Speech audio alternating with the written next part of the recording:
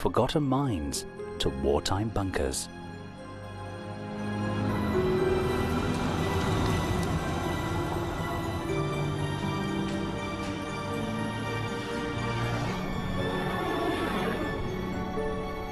Discover the secrets you were never supposed to know. Travel to the places you were never supposed to see in The Secrets of Underground Britain.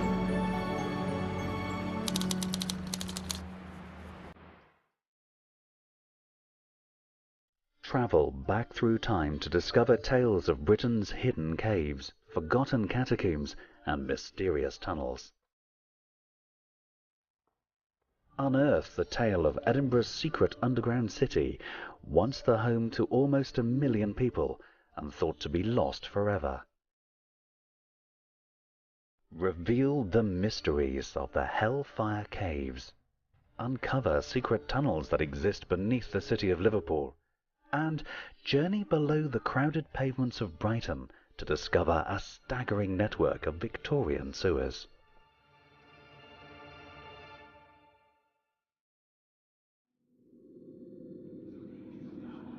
But first, travel back to a time when tunnels and caves provided safe storage for one of Britain's oldest and most illegal pursuits, the art of smuggling.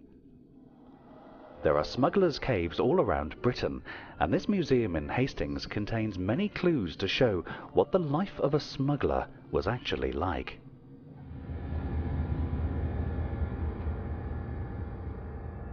During the 1700s and 1800s, there was over 40,000 people employed in the smuggling trade just on the south coast alone.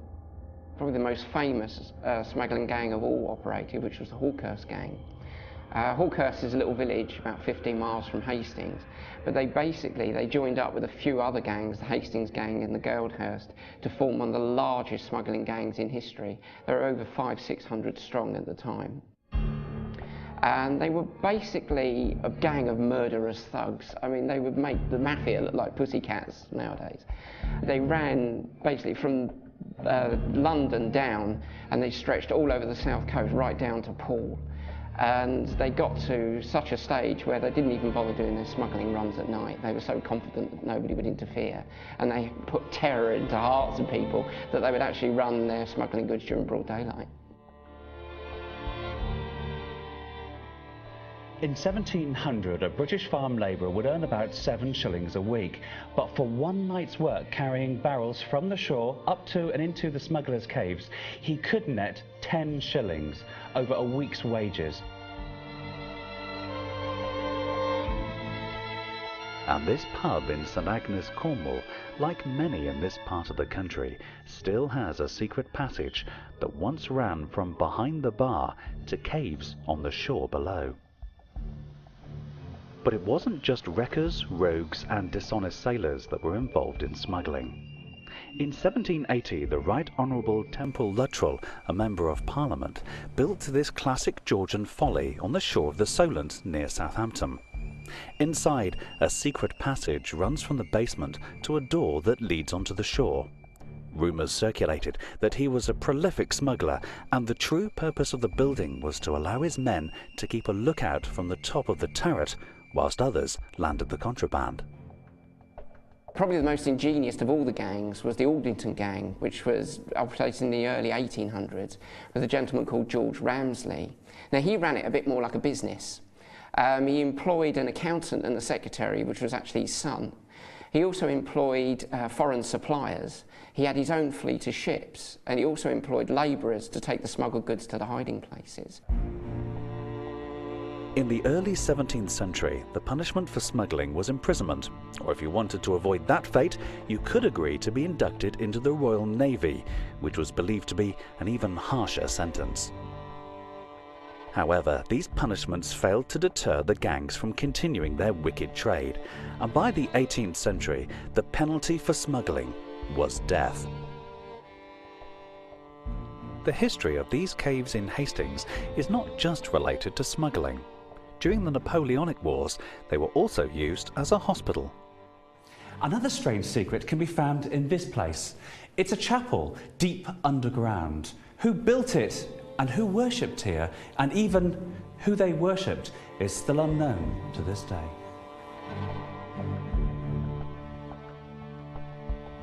It's said to have been St Clement, but it certainly predates the modern naming of the caves.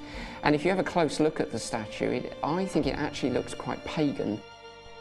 It actually looks more like the god Pan. If you have a look, it's got the shaggy legs and the pointy bits on the forehead and the pointy ears. I would imagine it dates back probably to those times. But not all tunnels are located on our coastlines. Many are buried beneath Britain's busiest towns and cities. In Exeter, Devon, shoppers go about their business, many blissfully unaware that they are walking over an ancient set of tunnels originally dug in the 14th century. These passages originally housed lead pipes that carried fresh water into the city. In the 17th century, amid the English Civil War, Exeter was held by parliamentary forces, and the tunnels were partially blocked to prevent royalists storming the city. At the same time, much of the lead pipes were ripped out and melted down to be reused as bullets, leaving the tunnels empty and redundant. In Royston, Hertfordshire, there are a set of tunnels said to be excavated and decorated by the ancient order of the Knights Templar, warrior monks who protected pilgrims travelling to the Holy Lands.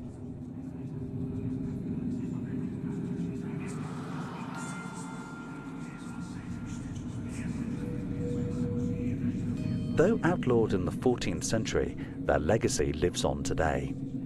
A group claiming to be modern-day Templars have claimed another network of tunnels running beneath the streets of Hertford as their own, and have issued death threats to anyone foolhardy enough to enter their subterranean lair.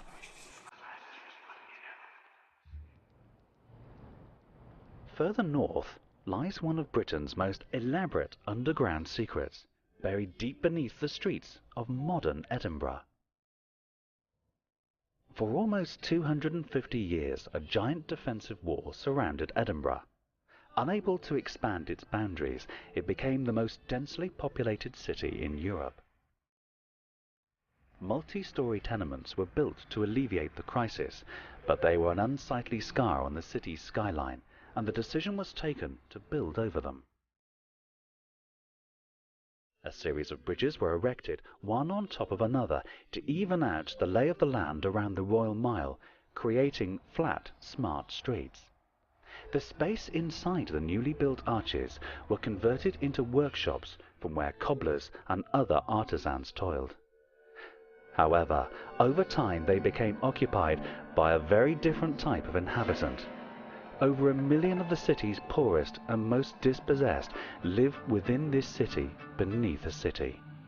Surrounded by darkness and misery, they were ignored by the chroniclers of the time. Later the tunnels were bricked up and deliberately forgotten. The rich and powerful of the day did a remarkable job of denying that this underworld city had ever existed. But recent exploration has provided fascinating insights into this subterranean hellhole. But what remains of the city today? They discovered bits and pieces of old raw materials, little shoes from the cobbler's room, bottles, the usual sort of artifacts you would expect when you excavate somewhere where legal businesses have actually worked. The heyday for the vaults was 1788 to 1796, as far as this area is concerned. There would have been about 30 to 40 people working in about 10 rooms down here. When the engineers designed Edinburgh's South Bridge, they actually forgot to damp-proof it against the rain, and of course you know it never rains in Edinburgh. So water coming down to this level became an issue. So by 1796, within 8 years of the actual opening of the South Bridge, the legal businesses that worked down here started to leave. And this process is more or less completed by about 1800. All the legal businesses leave. That, of course, leaves a void. And coming down here to fill the void, all the criminal classes of Edinburgh. So suddenly, the vaults become a place of high levels of criminality, gambling dens and drinking dens, and of course drugs in those days, absinthe, opium, laudanum, squatters. People would come down here to spend the night down here and then go back out onto the streets of Edinburgh in the morning begging and stealing. So the whole place is sordid and violent. people obviously being attacked with knives, people are being attacked with bottles. People came down here, as I say, and were never seen again, and we've got a couple of examples of ghosts who are said to have been people who met their ends down here.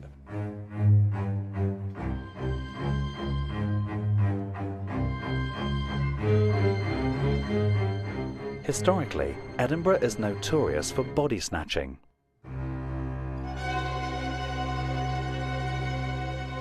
The most infamous practitioners of this foul trade being Burke and Hare. Experts believe that the snatched bodies were stored here before being sold to doctors, who used the corpses for anatomy demonstrations. A tunnel leads from this chamber directly to Edinburgh's Old Medical College. This hideous trade and other dark deeds that took place in this chilling labyrinth have left their mark, and many believe the tunnels are haunted by a series of ghosts. Of all the haunted rooms down here, this is the most haunted. This is the caretaker's room, and it's the residence of the most malevolent interactive spirit down here, and that's the Watcher. He is the most malevolent spirit down here. Your presence here is disrespectful, this is offensive. He is the spirit down here who's most likely to attack you. By the 19th century, this warren of crime and disease was an embarrassing sore on the face of Edinburgh. The government of the time decided to brick the tunnels up. Many believe that the plague broke out here, and they buried hundreds of pox-ridden souls beneath its streets. Whilst Edinburgh secretly housed the poorest and most dispossessed members of society, hundreds of miles south in leafy Buckinghamshire, the activities of a gang of Britain's most noble and wealthy men would cause a scandal that reverberates to this day. Sir Francis Dashwood, English rake, politician, and once Chancellor of the Exchequer, formed a group that was later to be called the Hellfire Club. The members reputedly hired prostitutes to dress up as nuns and conducted mock religious rituals over the bodies of naked aristocratic ladies. Originally, the Hellfire Club met in a ruined abbey on the banks of the Thames, but their activities quickly became the subject of gossip, so they adjourned to the privacy of these caves in Dashwood's estate. The caves stretch for over a mile into the hillside, and there is rumoured to be a secret passage leading from the caves to the church on top of the hill. However, no one has been able to locate it. But a series of Roman numerals carved into one of the walls are said to be a clue to the entrance, as is this poem. Take 20 steps and rest a while, then take a pick and find a stile, where once I did my love beguile. 'Twas 22 in Dashwood's time, perhaps to hide this cell divine, where lay my love in peace sublime. Strange carvings of screaming faces are etched upon the walls. And at the bottom of the caves runs an underground river named the Styx, after the mythical river that souls must cross to enter hell.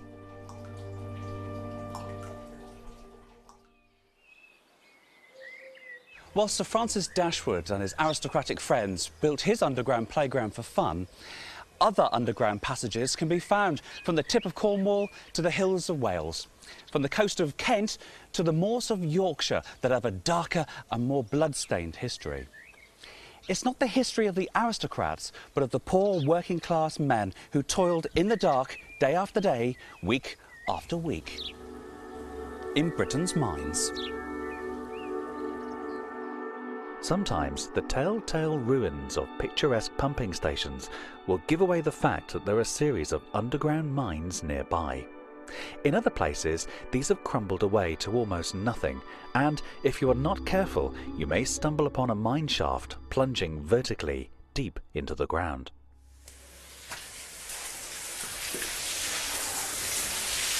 I'm 150 feet underground at the Wheel Roots mine in Cornwall, and you can see the dark, cramped and wet conditions the miners had to put up with.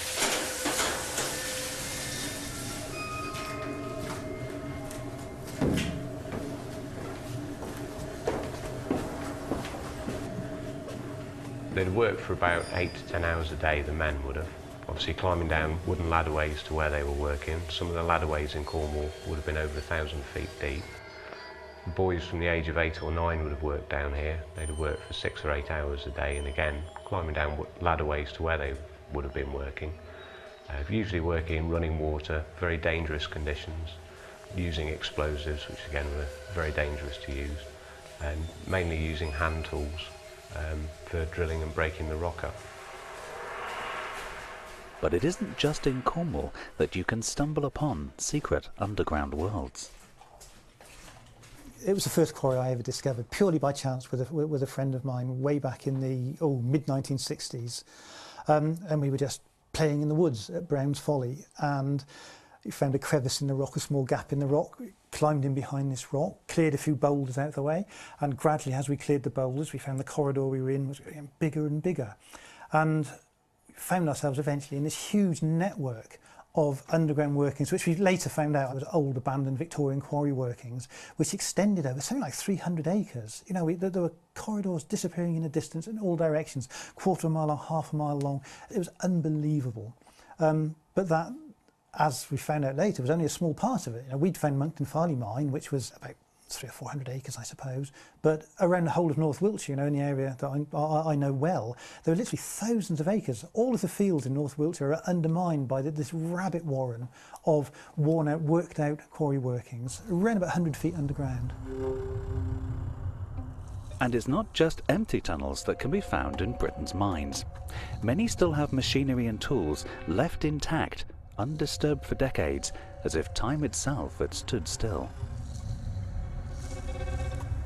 There's nothing more exhilarating than going into a mine and finding machinery still there. And before I got interested in the underground, I was interested in watermills and windmills. And to go into an underground mine and find underground water wheels, which powered all the equipment in the mine, is something it's rare. One of the most spectacular ways of obtaining power was via underground water wheels. And one of the finest examples is in the Ystrad Einon copper mine in North Wales. You go to the bottom of the shaft, you've got workshops there, you've got lathes, you've got tools, and you've got this massive water wheel still there where it was placed in the earlier 20th century, and it was an amazing sight to get into this old miner's workshop, 350 foot below ground. As you can imagine, you know, having to go that far down, not many people actually get to go there. That is probably one of the most interesting underground places I've been to in the United Kingdom. Anyone who is interested in exploring a mine shouldn't go in by themselves. Before they even contemplate going into any abandoned workings, they should look into mine rescue organisations or caving organisations to learn about the mines properly.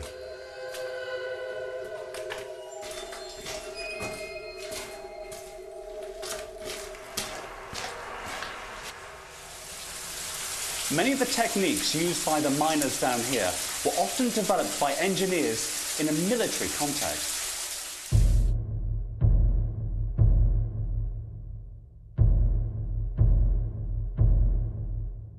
At the start of the 19th century, Napoleon Bonaparte had waged a brilliant campaign and was master of Europe. He had 160,000 men stationed at Boulogne and had ordered a fleet of barges to transport them across to England. Over the channel in Dover, thousands of British soldiers needed to be housed to face this French threat. Within the iconic White Cliffs, a series of tunnels, passages and barracks were constructed, worming their way deep into the white chalk. Work started on this underground fortress in 1806. It was designed to house as many as 2,000 troops and was part of a massive series of forts, batteries and martello towers that were constructed as a response to the very real fear of imminent invasion. This particular system was built under the ramparts of Dover's famous castle.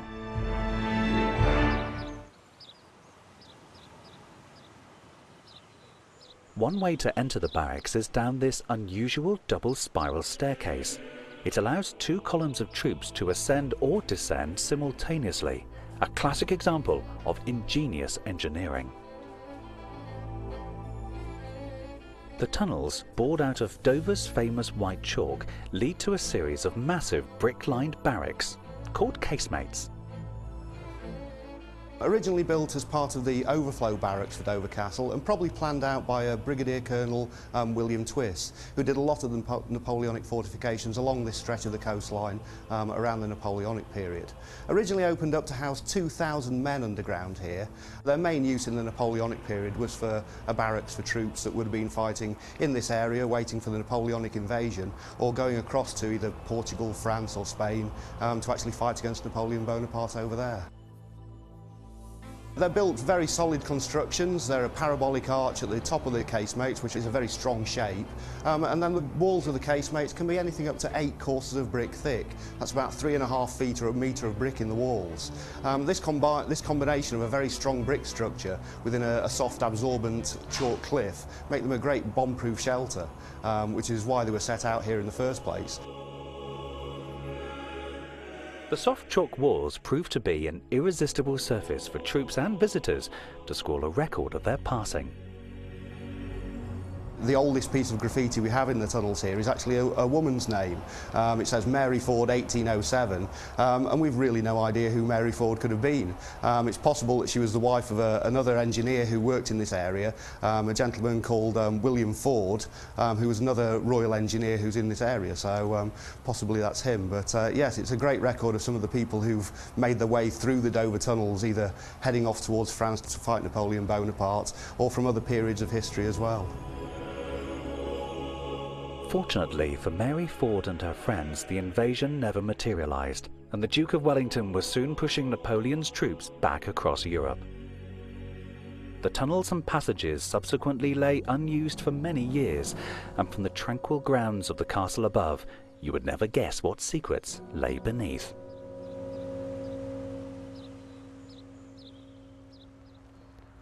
After the Battle of Waterloo, Europe was still in turmoil. The then Prime Minister, Lord Palmerston, ordered even more forts and tunnels to defend us from a possible attack.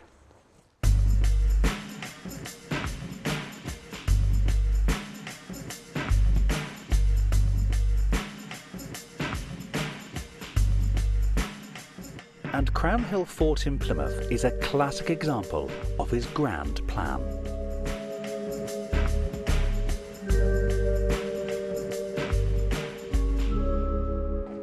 Up here at ground level, it's pretty much like any other fort, with thick walls and gun emplacements all around. But its secrets lie underground, where the architects and engineers of the day considered all the eventualities that just might occur.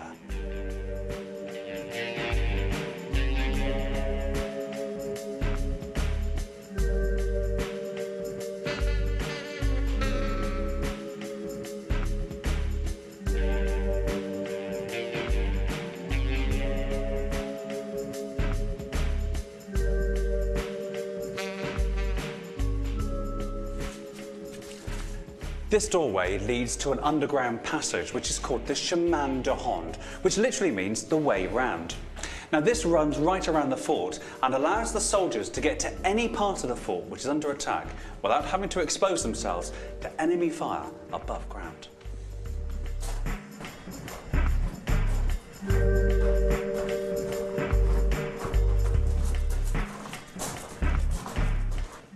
This was the cartridge store. These are the ammunition boxes. They're specially made. They're zinc lined as well to protect the shells. Now when the shells are needed, they're taken up through this little chute up to where the gun emplacement is up above. Now if the gun emplacement was taking a direct hit, hopefully the shells down here would be safe. The last thing you want in the raging battle is to have a whole load of ammunition go off on you.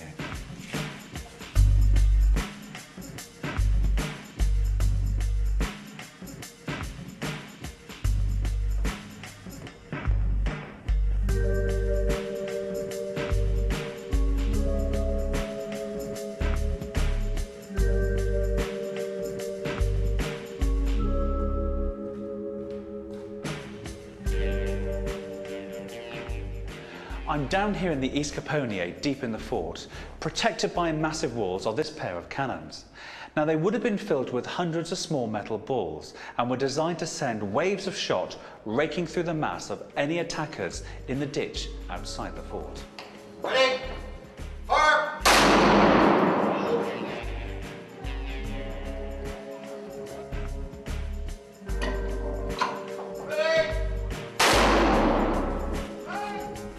On the outer perimeter of the fort lies this cramped and eerie tunnel.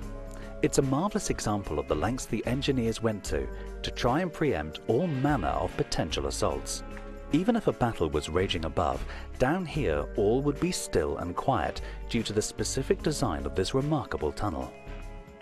It's called a countermining gallery, and men would stand here silently listening for the sound of an enemy soldier trying to mine under the fort's defences. If they heard the sound of digging, their job was either to try and break into the tunnel and attack the miners, or place a large barrel of gunpowder above them and blow them up.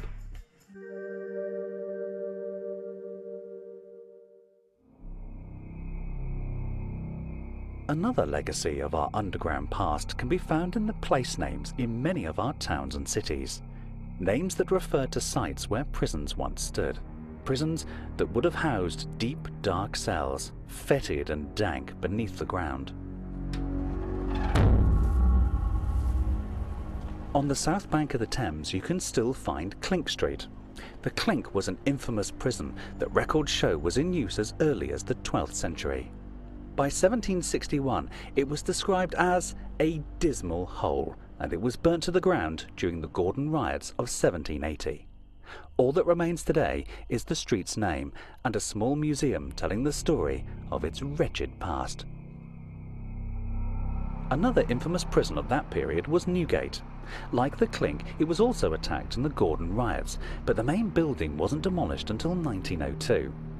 However, if you visit the pub built on the site of the old prison and ask the barman nicely, he might show you down to the cellar, where amongst the barrels and pipes lay 2 cells.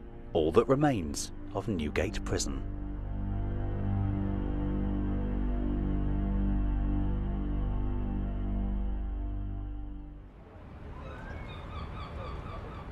Tunnels, passages and caverns are dotted all over the country, but one of the most astonishing is here in the city of Liverpool, famous for another type of cavern.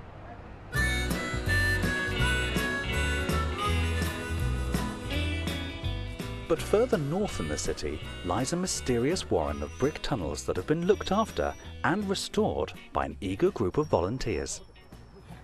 Many people in Edge Hill knew the tunnels were here, but nobody really bothered with them. They just accepted them until we found out that the City Council were about to redevelop the area, and we feared for the tunnels then, so we formed this organisation to try and protect and save them for future generations. Been doing it now for 10 years. And let's hope we see, excuse the pun, a bit of light at the end of the tunnel. The tunnels were built for a merchant called Joseph Williamson. He had married into the famous sugar family, the Tates, and ran a branch of their business dealing with tobacco. Being a successful merchant in the city means we can still find his portrait in Liverpool's Walker Art Gallery. The tunnels began their life somewhere around 1818, maybe a little bit beyond, when Joseph Williamson retired from work and came up here to Edge Hill. He spent approximately, we gather, around £100,000 on these tunnels, also the houses in Mason Street that he built as well, which will equate to somewhere around 22 million today. He employed soldiers returning from the Napoleonic Wars. He gave them the work, put bread on their table, and they returned his favours with building such labyrinths as this.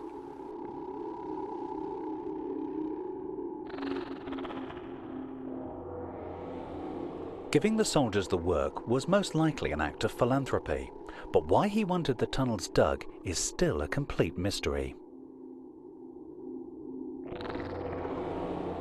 The work earned Williamson the nickname the Mole of Edge Hill. Nobody knows why these tunnels were built. We've tried to find some way of putting some logic into these tunnel spaces. We just can't find, so actually now we just accept that they're here. When Les and his team started to explore Williamson's tunnels, most were blocked by rubble and household rubbish dating back decades. As they've cleared out the tunnels, they've unearthed hundreds of fascinating artefacts. They've also discovered that in places the tunnels are 2 or 3 stories deep. All we know is this is the tip of an iceberg. Where we are now, it's a drop in the ocean to what's around here somewhere, and we really need to find them. We really need help from anybody and everybody to get these tunnels found, opened up to the world, and let them see just what we've got here.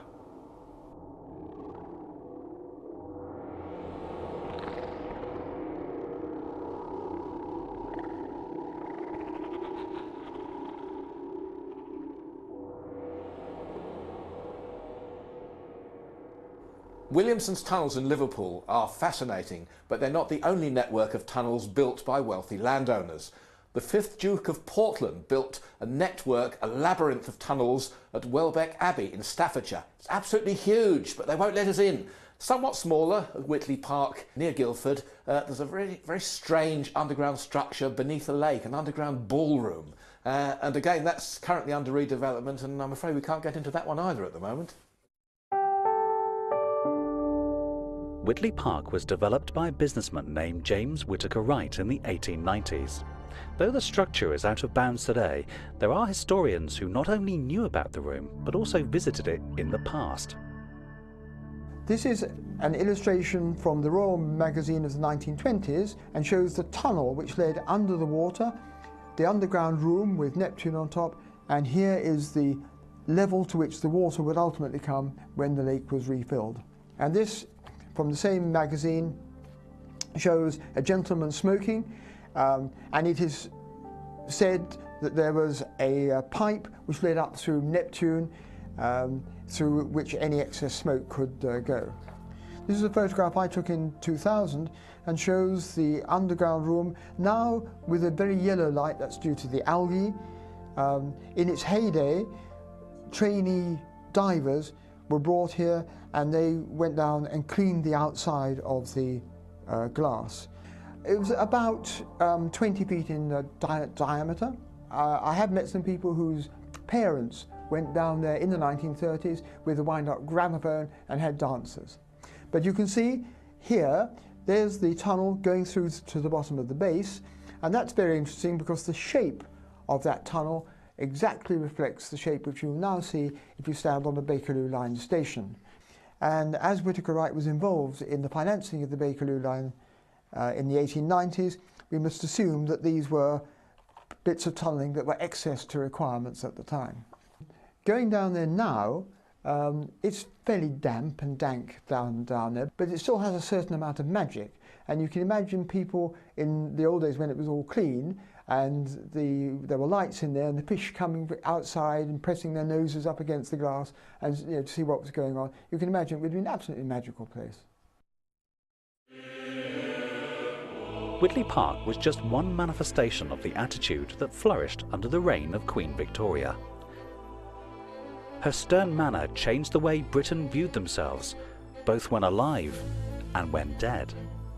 The old church graveyards were full to bursting with God-fearing folk, so Victorian entrepreneurs came up with a solution: large, fashionable landscape cemeteries. The first was built at Kensal Green in North London.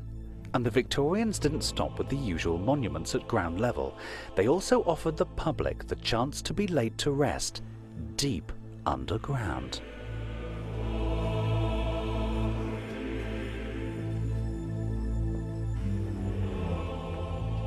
So which came first, the catacombs or the cemetery up above? Oh, the cemetery very much so, because London was overcrowded at this point at the beginning of the 19th century, and they needed places to put people. By about 1840, there was something like 40,000 people dying a year in London.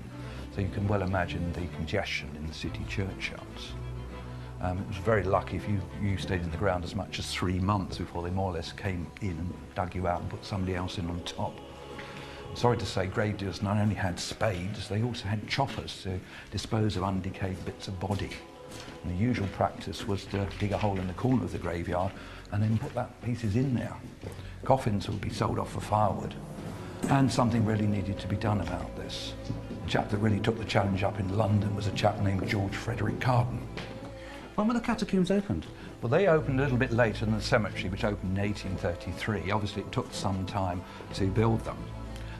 These ones basically opened in 1838.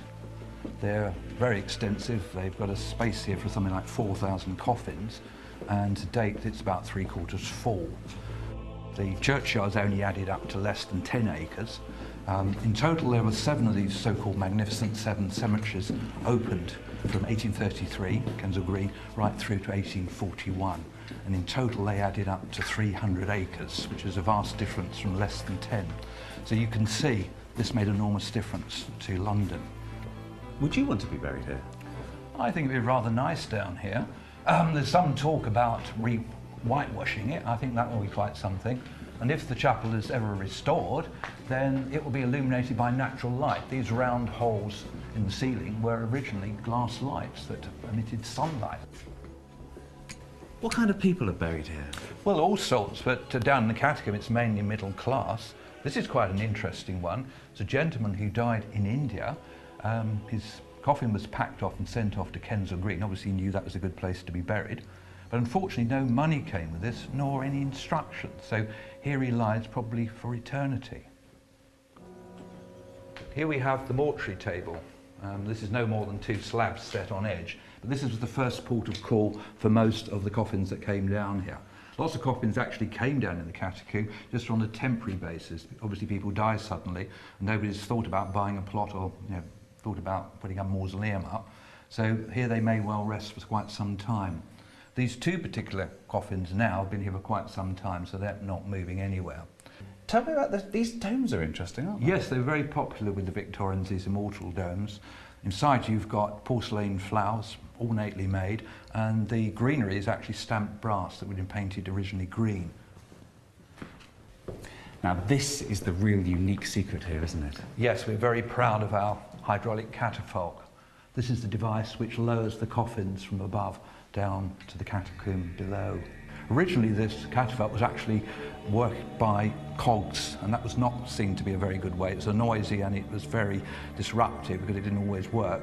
So they got Braemar and Robinson in the 1840s to put it into hydraulics. It actually works literally by water pressure. It comes down under its own weight and then it's pumped up again, literally pumped up by hand to the chapel above.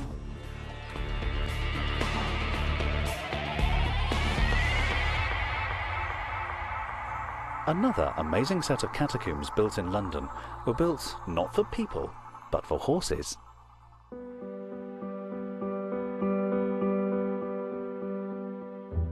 Camden Catacombs basically were built by the railway company as a means of getting goods onto the railway network. There were a number of massive goods depots in the Camden area, and a lot of the goods were brought in by horse. So they built a series of horse tunnels so that horses could actually bring the goods into the lower floors of the goods warehouse.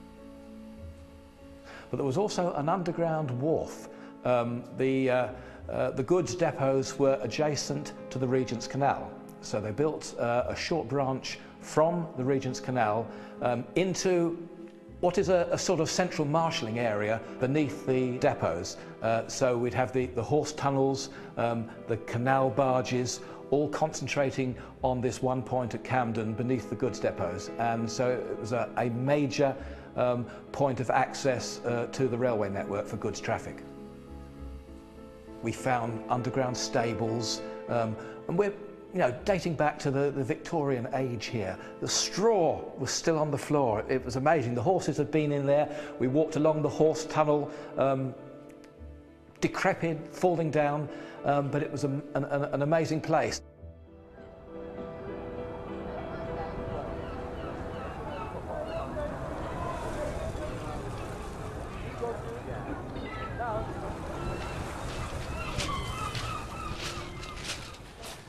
Secret underground locations have been used in every facet of life, be it for fun, war, or even death.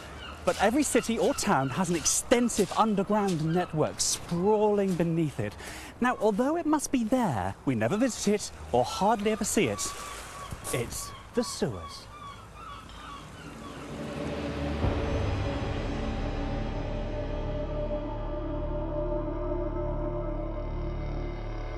These marvels of Victorian engineering, be they in London, Manchester or Liverpool, carry away millions of gallons of sewage and rainwater every year, well over a century since they were originally built. But how did we learn to build such remarkable subterranean structures? Most people think that the Victorian engineering sewerage story started in London with Joseph Bazalgette. But another engineering genius beat him to it here in Wapping.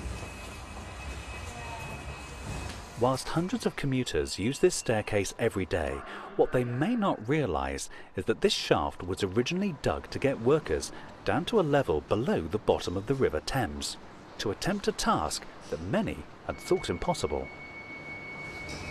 Once the shaft was dug, work began on the tunnel on the 2nd of March 1855 and continued for 15 years. The Thames broke in more than once and many workers drowned or others died of fever. But that tunnel was the first of many that would be dug under the Thames. And today the Thames Tunnel is still used as a key part of London's underground system. The genius behind its construction was Isambard Kingdom Brunel's father, Mark. While briefly in debtor's prison, he witnessed a small worm burrowing through rotten wood. That worm, Teredo nivalis, the common shipworm, inspired him to come up with a burrowing device based on the worm's shell-like head. It was a giant plate that the men could stand on, allowing them to dig their tunnel and pass the spoil behind, just as the worm did. The project went on for so long that Mark fell ill, and his son Isambard took over and finally finished the project successfully. The lessons learned from the project were keenly taken up by other engineers and allowed the Victorian sewers to be built nationwide, including the one at Brighton. We're about 15 feet underground at the moment. We are now going down to about 25 feet underground to the main stormwater tunnel, one of the outlets. As you can see here, this is spring water running through the sewer system at the moment. It's not sewerage at all. But I've noticed it's round there, but it's egg-shaped over there. The reason why it's an egg-shaped valve, because the Victorians were very, very clever. The idea of making an egg-shaped valve literally were three things. One, because it's stronger than a round barrel. Two, because it could hold more capacity. And the best thing that happened was that it threw all the water to the bottom of the V if they turned the egg shape upside down, which would allow the sewer system to flow. I'm surprised here we are in one of the deepest parts, and it isn't that smelly at all. No, Brighton sewers are not smelly because the Victorians put air vents, a lot of air vents on the system right the way through the town. Now, a lot of the air vents are hidden behind the hotels, so no one knows that they're there. We've only come across the air vents when we've found like blocked drains and we've traced the sewer system through. Oh my, looks like you've got a leak. It certainly does. If you like to stick your finger in the hole, like the little boy, like the little boy from Holland, just to stop the dam, as he used to say. Now, what this is just pure spring water, and we normally leave them break through the brickwork, otherwise it builds up pressure and it could blow the bricks out. But they're quite safe and they're very harmless. Thank goodness for that. Yeah. What was it like actually building the place? Well, I don't think it was actually that unhygienic, actually, because they've actually built seating places like this so they could sit down and have their dinner.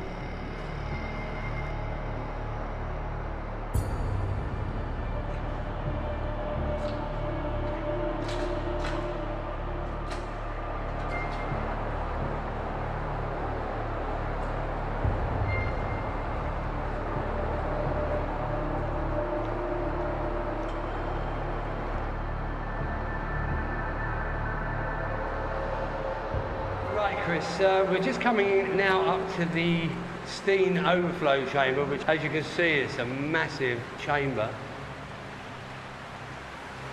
I've noticed there's no pumps here, or the sound of pumps at least. No, because it's all gravity. As I explained earlier, when they built the egg-shaped valves to make the sewer system flow, and this is why the sewer system works so well. Are there rats down here? There are rats, but because we've been walking around and making noise, we've probably scared them away. But there's not many rats in the sewer system. But I do know that there are some living things down here, up on the wall there. Yes, there's tree roots up on the wall there. How come? Well, during 1987, when we had the big hurricane, the trees come down for water. They've literally broken through now the brickwork and come down into the sewer system to feed on the water. Is it going to cause a problem to the stability of the place? No, because we keep an eye on the stability, and if it needs any, if it does do any damage, we'll cut the roots away and re-grout the joints. I can hear water, but I can't see it. Yes, Chris. If you look in this direction, on the left-hand side you've got the London Road sewer, on the right-hand you've got the Lewis Road sewer, and they're two great big 8-foot barrels. And what happens is the sewer is the other side of that wall. Now, if we have heavy rain, it will come down the two sewer systems into this section, and it'll only go into a 5-foot pipe here. So the amount of water will literally overflow into here and then run down the two barrels out to the stormwater barrel. This network seems to go on forever. How large is it? In Brighton, we've got over 44 miles of sewer system. Then we could literally put a boat in the sewer system and go around and check all the brickwork and the stability of the sewer. Is that a job you get many volunteers for? Yeah, people like doing that actually, because it's not like it's in here with a few lights. It's literally pitch black and cap lamps, and you just float around. It's like a tunnel of love.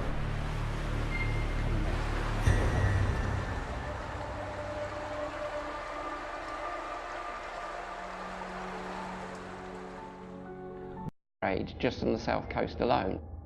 Probably the most famous smuggling gang of all operated, which was the Hawkhurst gang. Hawkhurst is a little village about 15 miles from Hastings, but they joined up with a few other gangs, the Hastings gang and the Goldhurst, to form one of the largest smuggling gangs in history. They were over 500-600 strong at the time. And they were basically a gang of murderous thugs. I mean, they would make the mafia look like pussycats nowadays. They ran basically from London down, and they stretched all over the south coast right down to Poole. And they got to such a stage where they didn't even bother doing their smuggling runs at night. They were so confident that nobody would interfere. And they put terror into hearts of people that they would actually run their smuggling goods during broad daylight. In 1700, a British farm labourer would earn about 7 shillings a week, but for one night's work carrying barrels from the shore up to and into the smugglers' caves, he could net 10 shillings, over a week's wages. And this pub in St Agnes, Cornwall, like many in this part of the country, still has a secret passage that once ran from behind the bar to caves on the shore below. But it wasn't just wreckers, rogues and dishonest sailors that were involved in smuggling.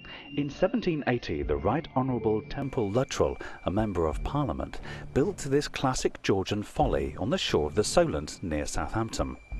Inside, a secret passage runs from the basement to a door that leads onto the shore.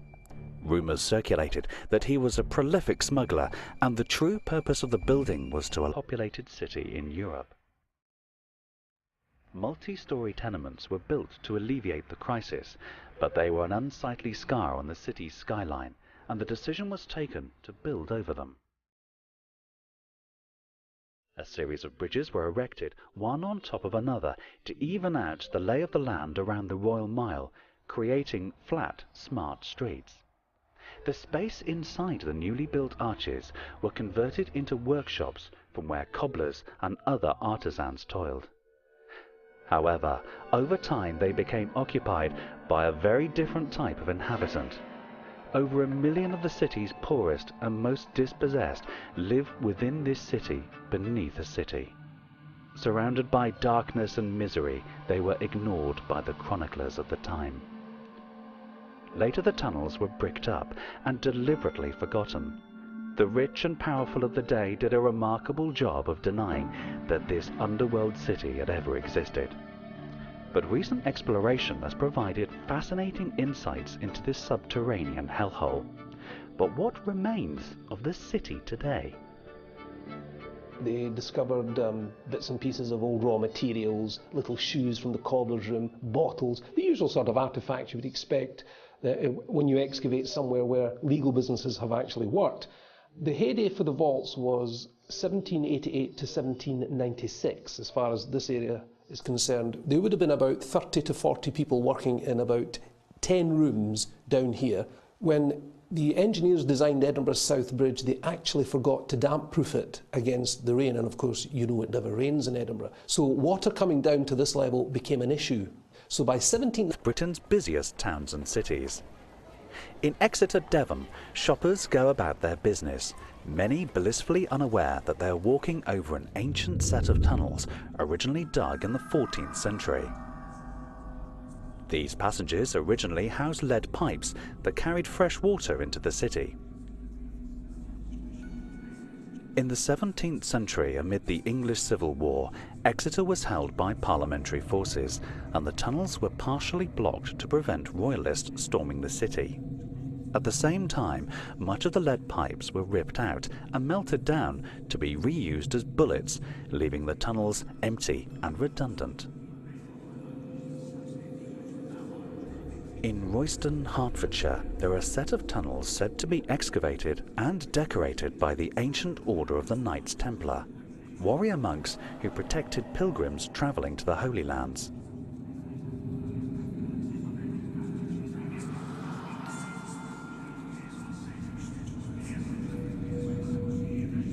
Though outlawed in the 14th century, their legacy lives on today. A group claiming to be modern-day Templars have claimed another network of tunnels running beneath the streets of Hertford as their own, and have issued death threats to anyone foolhardy enough to enter their subterranean lair.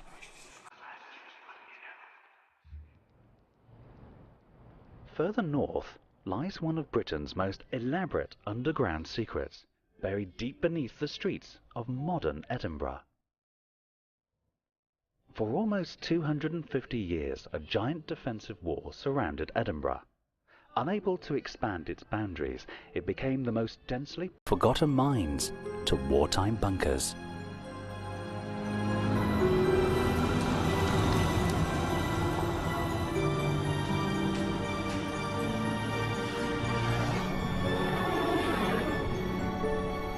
Discover the secrets you were never supposed to know.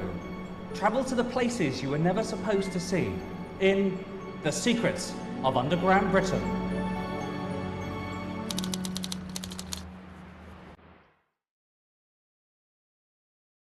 Travel back through time to discover tales of Britain's hidden caves, forgotten catacombs, and mysterious tunnels. Unearth the tale of Edinburgh's secret underground city, once the home to almost 1 million people and thought to be lost forever. Reveal the mysteries of the Hellfire Caves. Uncover secret tunnels that exist beneath the city of Liverpool. And journey below the crowded pavements of Brighton to discover a staggering network of Victorian sewers.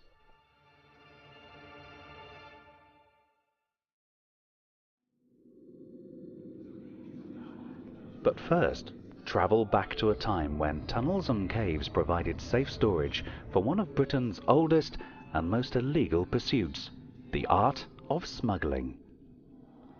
There are smugglers' caves all around Britain, and this museum in Hastings contains many clues to show what the life of a smuggler was actually like.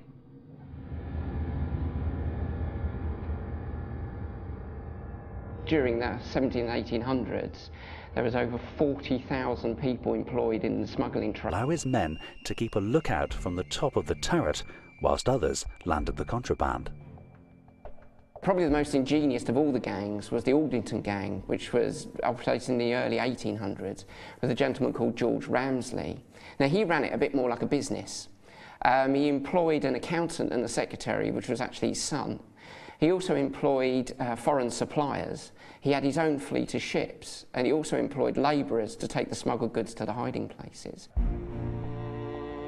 In the early 17th century, the punishment for smuggling was imprisonment, or if you wanted to avoid that fate, you could agree to be inducted into the Royal Navy, which was believed to be an even harsher sentence. However, these punishments failed to deter the gangs from continuing their wicked trade, and by the 18th century, the penalty for smuggling was death. The history of these caves in Hastings is not just related to smuggling. During the Napoleonic Wars, they were also used as a hospital. Another strange secret can be found in this place.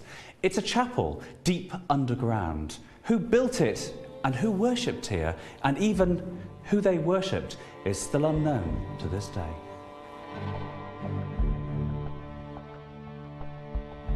It's said to have been St Clement, but it certainly predates the modern naming of the caves. And if you have a close look at the statue, I think it actually looks quite pagan.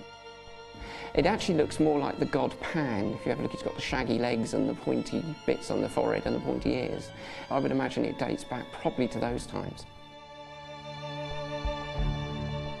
But not all tunnels are located on our coastlines.